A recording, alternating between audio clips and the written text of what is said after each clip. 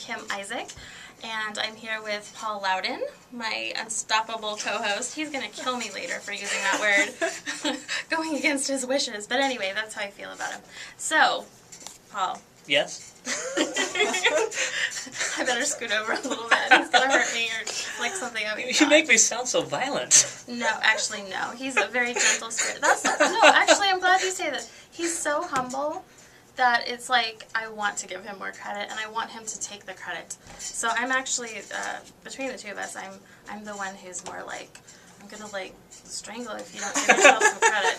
No, he's the gentle one. So, well, before the break, and now we were all teasing, or at the break, we were all teasing Lisa. I don't know if some of you very literal thinkers caught what she said about attire optional. I think she might want to clarify. Let me clarify what I meant by that. Okay. Attire itself is not optional, so clothing is required. Okay. What you wear is optional.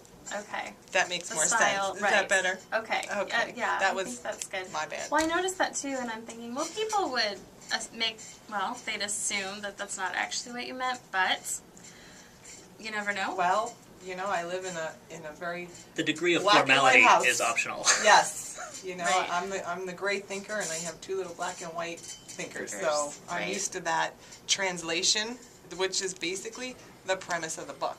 It's, you know, teaching them the gray world we live in and their black and white interpretation, and it produces some very funny moments. So I'm used to it.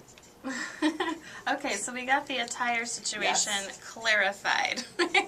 Okay, so you want to tell us a little bit more about sort of the timeline of the event? So I'm thinking, you said it starts at 5 o'clock, and I'm just wondering, you know, on a Friday, I have a suspicion people might kind of roll in. I don't know if people are going to be, everyone may not be there just at 5, but what is sort of the timeline of the event? Is there going to be Exactly. some mingling first? Oh or yeah, it's how does- general admission. Okay. First of all. Second of all, it's a buffet for that very reason. Okay. So the food will be out. You can kind of get there when you can. If you can get there at 5, that'd be great, because we do have stuff going all through the night. So it will open at 5. Okay. You know, with the MC, we'll start the show, and he'll do a comedy act, and we'll just move right along with the speakers that we have, and dinner will be put out. So you know, you can really get there at any time. Okay. But as the night goes on, through the dinner hour, there'll be the musicians playing some jazz. There'll be a little downtime. You know, people can just relax and eat and then just have a great time. The event wraps up at 9, but from 9 to 11 is when Billy Chaffee will play. And if you guys want to stay, there's no Okay. charge for that. So Okay. he'll rock the night away, and people can just Wow. hang out as long as they want and That's have a great time. So there is a tremendous amount of exciting flexibility. So people can Yes. come in, they can eat when they're ready, Yes. they can listen, they can stay later if they want to. Exactly. That's They can bid awesome. on auction items. There'll be a 50-50 Right. raffle. Ooh. So much going on. So are you going to be, I know you said you have the MC in place, but are you going to be singing or, no, I'm just kidding. Oh, you don't want me No, to. no. I'm Well, just- maybe, you know, after one of the Spectrum drinks, I'll do that, but Uh-oh. You might need That's like a, another I was going to say, we're going to have to keep an eye on this one. I have a feeling about you. All I'm right. getting a reputation. No, but no, that's great. So actually, speaking of the bar, one of the interesting things I noticed on your flyer was that you have created a drink that's unique to this event, this benefit. You want to tell us a little bit about Well, that? that's a secret. Oh, It is called the Spectrum because it will be multicolored, spectrum of colors. What the actual drink is, we'll find out the night of the event. oh, okay. Yes. There is a cash bar, so people Right. can order whatever they want to drink, but the Spectrum will just be a special drink of the evening.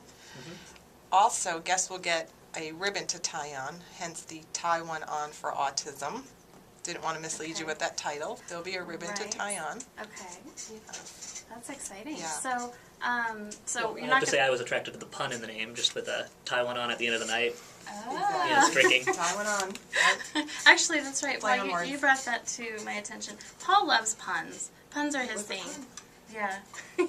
Yeah, so Well, I'm glad you liked it. So, Wow, okay, so, but you're not going to tell us what's in the jar. I know. That's like a covert operation It here. is. We're just going to have to find out. Actually, we're still working on it. So. I have to say that There's choices, but in the book, those were the stories that caught my attention the most, were the ones that had a little bit of a double meaning to them. There was one, I can't remember if it was your kids or someone else's, which story is, the parents said something like, "You crack me up," and the child immediately sprung up and looked at her face, looking for cracks, afraid that Yes. afraid that mommy was so breaking. Yes. That happens, all day long in my house. Yeah. All day long. Actually, it reminds me of a story, too. A long time ago, I was working with this little girl who had autism, and I want to say she was maybe, I don't know, like 5 or 6 years old. And we were talking about sort of making a plan for our time together, and and then I realized there was something that led me to realize we were going to have to rearrange something. And so I remember saying, "Oh, wait, no, I changed my mind. Let's do this." And she looks at me and her eyes just got really big. She goes, "You changed your mind?" And I was like, at first I was like, and then, I'm like, "Oh my gosh, no, I Go didn't." over. But it scared her, and I was thinking, wow, that's so interesting, the things I don't really think about when I'm using language. Exactly. How they would be, and Paul and I have this discussion a lot. Yeah. I mean, I have to say, I don't think I'd recommend this book for people on the spectrum. I read through a lot of those stories, and because I'm very literal-minded like them, a lot of the humor wasn't really there for me. I was just sort of reading the story going, you know what, I probably would have interpreted it that way too. Right. But I can definitely see how for a stressed parent or something, these stories can give you an outlet. You can relate to what happens, say, yeah, my child does that, and you can... Especially if you're having a hard time finding humor in it, this gives you examples of where someone else has found humor in it and might prompt you to look at it again a different way. Exactly. It reminds me what you were saying, a story. I had to take my 14-year-old to the hospital several months back. It was non-emergency, just some testing he had to get. I said, okay, this is a great opportunity to teach him some life skills. I said, okay, Brandon, let's go. We're going to go to the counter. You're going to check yourself in. So we go up to the counter, and the receptionist looks at him, and she says, "What's your first name?" He says, "Brandon." She says, "What's your last name?" He says, "Masters."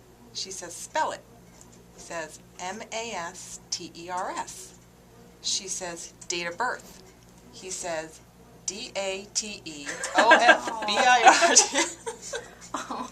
She looked at me. I said, it's your That's what fault. you asked for. You told him that was your last direction. Right. It's your fault. And so, these stories are funny, but at the same time, it really teaches people how these kids think. Because I could see her wheels turning going, oh, okay, I presented it that way. That's why he responded that way. So, it's teaching society how these children think, because these kids are going to grow up and be out in the real world. And people need to be aware not only that they flap their hands, not only they make guttural sounds, not only do they have meltdowns. What else do they have? Well, and honestly, it's something that I've sort of talked about when I talk about autism and culture, is that you also run into that same thing when you talk to non-native English speakers, people who've learned English as a second language. That when you give them instructions like that or say things to them like that, they're more likely to interpret it literally because they have a very structured understanding of the English language. True, yeah. And we develop habits where if we're used to working with people who don't speak English natively, we think, okay, I need to be very clear about my instructions, and we don't get as frustrated as we might with someone on the spectrum, because someone on the spectrum, you expect them to know what you're saying, whereas someone who doesn't speak English, you don't expect it. True. And that's why I was talking about previously, is removing that expectation, getting used to thinking of them as a different culture. It may be a culture that looks more familiar than most, but it's still a different culture, and we need to think about what we're saying when we're talking to people on the spectrum. And I'm excited because Paul brought up culture, so now you know what I have to do. And I'm so much like my dad when I do this. I'm always like, oh gosh, I'm having a... sorry, Dad. Sorry if you're listening. But... Should I just mention...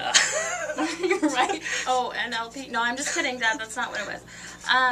No, is that Paul is actually has created some structured thinking to this idea of culture as it relates to autism spectrum disorders. And at present, he's sort of collecting some thoughts and organizing some possibilities on actually presenting some kind of culture presentation to provide that perspective of Yeah, well, I've talked about that in a show in the past, is just the idea of talking about the parallel between how we absorb culture and how the difficulties that someone on the spectrum has, the specific weaknesses they have, are in the areas where we pick up culture, that observing the people around me, picking up patterns and habits of people around us.